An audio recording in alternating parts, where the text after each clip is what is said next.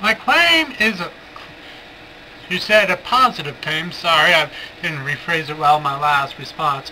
My claim is, I think this is a positive claim, limited changeability, as I call the concept of maximum deviation. Maximum deviation is either the creature can no longer adapt or is right around the corner. I mean, mutational meltdowns right around the corner. Goes more on a theory I call theory of natural variation, where I predicted a decline of fitness over time, and because of that the creature can only live so long and therefore can only change so much. Therefore limited changeability, and I think that is a positive claim for creation. We do claim that creatures have limited, we see them change in a limited way. And I use a program that Stanford used and made. It's been peer-reviewed.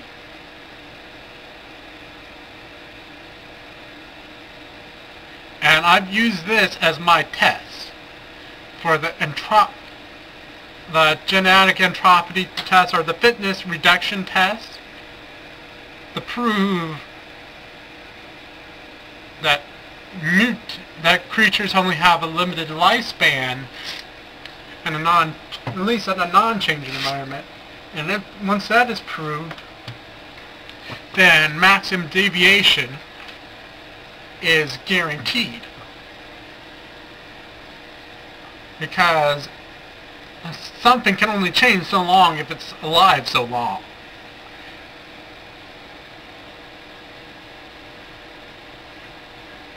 And that also makes a claim that for us to be alive today, for everything here has to be created, because there's just no way it can be all those creatures could live around that extreme long time, hundreds of millions of years. Okay, hopefully this meets the positive claim, because I have the test. I think that my test is good. And I'll use the video to explain my test. The loss of fitness, which proves maximum, which leads to the idea of maximum deviation, of limited changeability, which is a positive claim for creation, because they cannot continue to change, and obviously God had to create the kinds. Okay, that's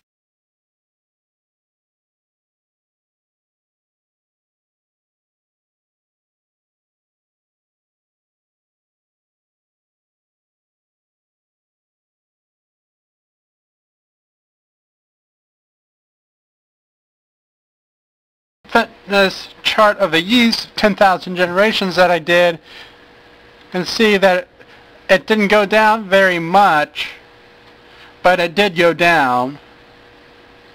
This is the beneficial dead risk graph, and you can see the graph is charted where it all lies in frequency and effect.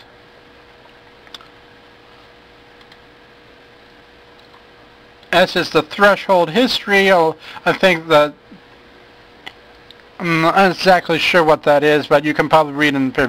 This is the dead risk mutations. The red is theoretical, and the green is what actually happened in the simulation. Let me actually zoom in somewhat so you can actually see the numbers yourself. That's the fitness number generation, dead risk mutations favorable, Okay, this is matrix box effects. This is the selection effects. He does count in natural selection. This is the number before selection. This is the number after selection. This is the graph. You can see before selection, after selection terms. I think the number of individuals.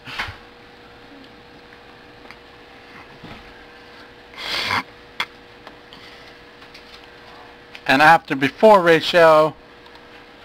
At the very last we can see how it breaks up a number of alleles. We have the fixed and near-fixed number, the polymotic, which I think is extra copies, and the very rare dangerous mutations. What's going on here, Craig? Doing a video for YouTube. Oh, okay, I won't interrupt. That's pretty sweet. Okay, that... You doing something like formula or some equations? No, it's more like, say, fitness loss of populations. Okay, that is the test I did. Basically, the best I can do with my limited resources of determining fitness loss. And now I'm going to change it back to the normal.